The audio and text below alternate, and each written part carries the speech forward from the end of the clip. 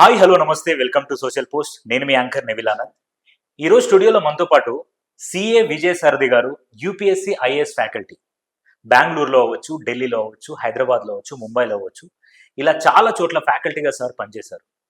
ఇప్పుడున్న రోజుల్లో మన మన తెలుగు స్టేట్స్లో అవ్వచ్చు, మన ఇండియాలో అవ్వచ్చు, ఈ యూపీఎస్సీ అండ్ ఈ సివిల్స్కి ఎంత మార్కెట్ ఉందనంటే సంవత్సరాల తరబడి దాన్ని ప్రిపేర్ అవుతూనే ఉంటారు.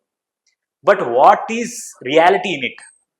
అసలు ఎలా ప్రిపేర్ అవ్వాలి, ఎలాంటి పద్ధతులతో ప్రిపేర్ అవ్వాలి, క్రాక్ చేయాలంటే ఏం చేయాలి? సో ఇలాంటి అన్నిటి మీద విశ్లేషించాలంటే ఖచ్చితంగా విజయ్ సారథి గారే కరెక్ట్. సో సార్ ఈరోజు మనతో స్టూడియోలో ఉన్నారు కాబట్టి సార్తో మాట్లాడి తెలుసుకుందాం. నమస్కారం సార్. వస్తా సార్. ఎలా ఉన్నారు సార్? నేను ఫైన్ అండి, మీరు ఎట్లా ఉన్నారు? Fine sir. First of all thanks for coming here. Thank you very much, my privilege sir. So ఎలా నడుస్తుంది సార్? యాజ్ ఏ ఫ్యాకల్టీగా మీరు ఉన్నారు, yes you're working been so many years. Yeah. So first of all మీ feeling ఎలా ఉంది to teach students? I teach it's I feel it's a privilege అండి, ఎందుకంటే it's my core area, my passion. Sir, teaching is my natural occurrence to me. అట్లా వేరే నన్ను analyse చేసిన వాళ్ళు, నాతో మాట్లాడిన వాళ్ళు కూడా అన్నారు మీరు న్యాచురల్ స్పీకర్ అండి, so it will become a good thing for you. So civil services నాకు రాకపోయినా పెద్ద నేను ఫీల్ అవ్వలేదు sir. So because I could feel that I can make a difference in the students lives. Sir, అందుకనే ఇది చూస్ చేసుకున్నాను. Yes sir. So మీరు చాలా చూస్తుంటారు చాలా మంది స్టూడెంట్స్ని. ఇప్పుడు మోస్ట్ ఆఫ్ ఒక 100%లో ఎంతమంది ఈ ఐఏఎస్ యూపీఎస్సీ క్రాక్ చేయాలని వస్తారు, ఎంతమంది పేరెంట్స్ ఫోర్స్ వాళ్ళు వస్తారు సార్ మీరు చూసిన దాంట్లో? ఇక్కడ మాక్సిమం మా దగ్గరకు వచ్చే వాళ్ళందరూ ఇక్కడ హైదరాబాద్లో Sir. వాళ్ళు డిగ్రీ అయిపోయిన తర్వాత, పీజీ అయిపోయిన తర్వాత వస్తారండి. Sir. So about 80 to 90% students వాళ్ళంతటి వాళ్ళే వస్తారు. ఒక 10-20% students they come with their parents. ఇంటి దగ్గర మళ్ళీ 50-50 ఛాన్స్ ఉంటుంది, అంటే 50% వీళ్ళు ఓన్గా వస్తారు, 50% పేరెంట్స్ ప్రోద్బలంగా ఉంటుంది. రఫ్లీ హాఫ్ ఆఫ్ అండి. Sir. అంటే పేరెంట్స్ ఫోర్స్ చేసేంతగా ఆ ఏజ్ లో ఉండరు వీళ్ళు. They are already cross like you know degree, engineering ఆ స్టేజ్కి వచ్చారు కాబట్టి సొంతంగా వాళ్ళు ఇన్స్పైర్ అయ్యి బయట ఈ కెరియర్ని చూస్ చేసుకుంటే బాగుంటుంది అని ఫ్రెండ్స్ని చూసి లేకపోతే వేరే వాళ్ళతో ఇన్స్పైర్ అయ్యి then they will come to us. Yes sir. So that is the scenario. Yeah sir. ఇప్పుడు చాలా మంది కొన్ని రేర్గా చూస్తూ ఉంటారు ఏంటంటే ఆటో డ్రైవర్ కూతురు ఐఏఎస్ క్రాక్ చేసింది, అవునండి, మిషన్ కుట్టే వాళ్ళ అవునండి. ఐఏఎస్ క్రాక్ చేసింది, అవునండి, న్యూస్ పేపర్ చదివి ఐఏఎస్ క్రాక్ చేసింది. అబ్సల్యూట్. సో ఇలాంటివి చూస్తున్న టైంలో మరి యాజ్ ఎ ఫ్యాకల్టీగా మీ కోచింగ్ సెంటర్లో యూజ్ ఏముంది సార్? యూజ్ ఉంటుందండి. మాకు ఒకటే చెప్తాము, వీళ్ళందరిలో ప్రతిభ ఉంటుంది. They are like something like rough diamonds. Yeah. ఆ డైమండ్ కి తన విలువ తెలియదు. ఆ సాన పట్టే వాళ్ళ చేతిలో పడితే వాళ్ళు తొందరగా షైన్ అవుతారు, తొందరగా ఆ మెళకువలు అంటారు కదా, Sir. ఆ స్కిల్స్ కానీ టెక్నిక్స్ కానీ నేర్చుకుంటారు. Yeah. So otherwise everybody is talented. ఇప్పుడు యూపీఎస్సికి ఎలాంటి క్వాలిఫికేషన్ పెట్టిందంటే, సో మినిమం డిగ్రీ ఉండాలి, మినిమం పాస్ మార్క్స్ ఉంటే చాలు. Yes sir. They need not be PhDs or gold medals. Sir, అంటే ఏంటి, UPSC has its own way of asking questions and taking the best out of the society. అవును sir. So కాబట్టి ఈ ప్రతిభ ఉన్న వాళ్ళు కొంచెం అడ్వాంటేజ్లో ఉంటారు. ఆ అడ్వాంటేజ్తో మా దగ్గరకు వచ్చినప్పుడు మేము ఇంకా వాళ్ళని సానబట్టి పంపిస్తాం. ఓకే. సో తొందరగా వాళ్ళు సెలెక్ట్ అయ్యే ఛాన్సెస్ ఉంటాయి. Okay.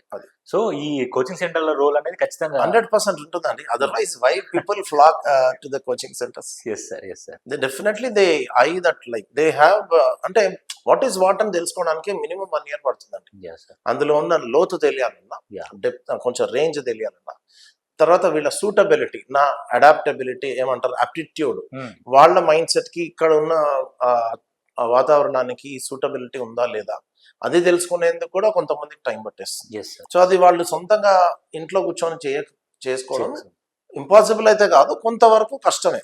Yes sir. Yes sir. And ఇంకొక విషయం ఏంటంటే ఇప్పుడు యూనివర్సిటీస్లో అవ్వచ్చు, అవును, డిగ్రీలు అయిపోతున్నాయి, అక్కడే స్టే చేస్తున్నారు. Yeah. ఏదో ఉన్నదో లేదో తినుకుంటూ ఏదో లైబ్రరీకి వెళ్ళడం, లేకపోతే బుక్స్ తీసుకొని చదువుకుంటూ స్టార్ట్ చేస్తున్నారు ప్రిపరేషన్. Yeah. అలాంటి వాళ్ళ ఫోకస్ అనేది దేని మీద ఎక్కువ ఉంటే వాళ్ళు క్రాక్ చేయగలుగుతారు? అంటే they can't afford to go to these coaching centres and all. దీనికి ఒకటే బెంచ్ మార్క్ అండి, సింపుల్ ఐడియా అండి, the way the questions are being asked. నేనేమంటా అంటే, if you are playing a game, better know the rules of the game. ఆ rules of the game అంటే ఇక్కడ questions ఎలా వస్తున్నాయి, ఎన్ని మార్క్స్కి వస్తున్నాయి, ఎంత టైం ఉంది, ఎంత మనము ఎఫర్ట్ పెట్టాలి, Hmm. ప్లస్ ఎంతో చదివేసినా అక్కడ ఉపయోగం ఉండదు. కొంతమందికి తెలియకుండా ఎక్కువ చదివేస్తుంటాం.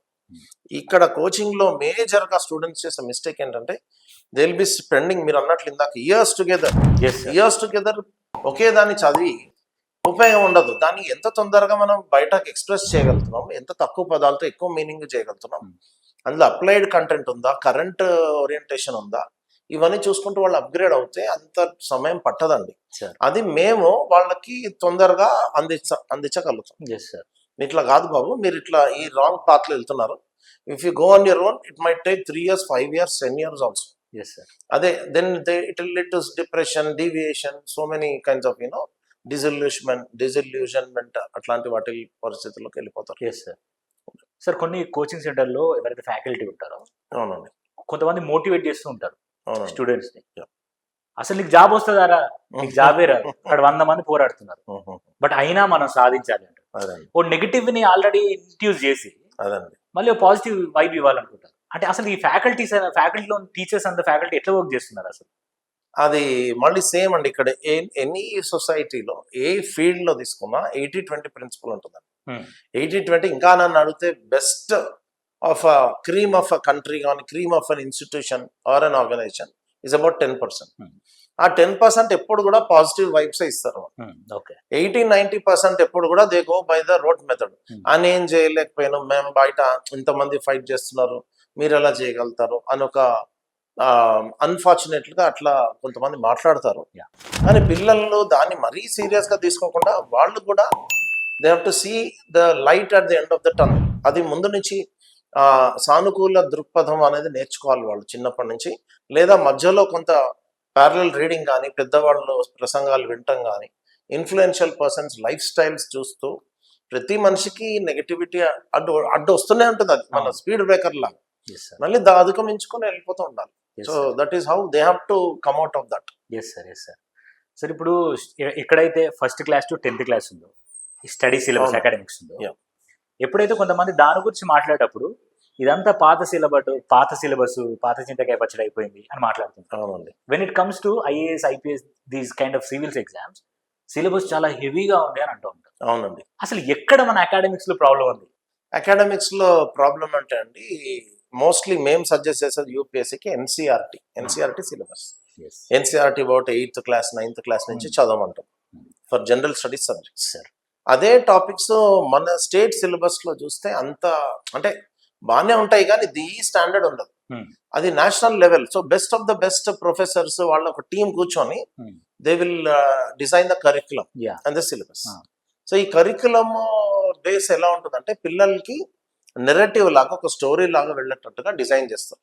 సో మీరు ఎన్సీఆర్టీ చదివినప్పుడు, స్టేట్ బుక్స్ చదివినప్పుడు చాలా డిఫరెన్స్ ఉంటుంది. సో అందుకనే కంపల్సరీగా వాళ్ళు ఆ డిగ్రీకి వచ్చినా, మాకు ప్రిపరేషన్కి వచ్చినా, మళ్ళీ వాళ్ళని వెళ్ళి you have to go back to the basics అని చెప్తాం. ఇంకొకటి మీరు ఇందాక అన్నట్లుగా అది స్కూల్ వరకు, కాలేజ్ వరకు అక్కడితో అయిపోతుంది. అదొక లైఫ్ ఎట్లా ఉంటుందంటే దే ఆర్ ఇన్ లైక్ వాళ్ళకి తెలియదు ఎగ్జాక్ట్లీ ఎట్ వెళ్తున్నామో, ఈ ఎక్స్పీరియన్స్ నాకు యూజ్ అవుతుందో లేదో అన్న సందిగ్ధ అవస్థలో ఉంటారు. ఒక ఏజ్ వచ్చినాక వాళ్ళకి క్లారిటీ పెరగడం మొదలవుతుంది. అంటే జీవితంలో నా పర్పస్ ఏంటి, కెరియర్ ఆప్షన్స్ ఎలా ఉన్నాయి. అప్పుడు మళ్ళీ వాళ్ళు వెనక్కి తిరిగి చూస్తే నేను స్కూల్లో చదివిన మళ్ళీ ఇక్కడ వస్తున్నాయి, అప్పుడేమో మార్క్స్ కోసం చదివాను, ఇప్పుడు నేను నా కెరియర్ కోసం, లైఫ్ కోసం చదువుతున్నా అని.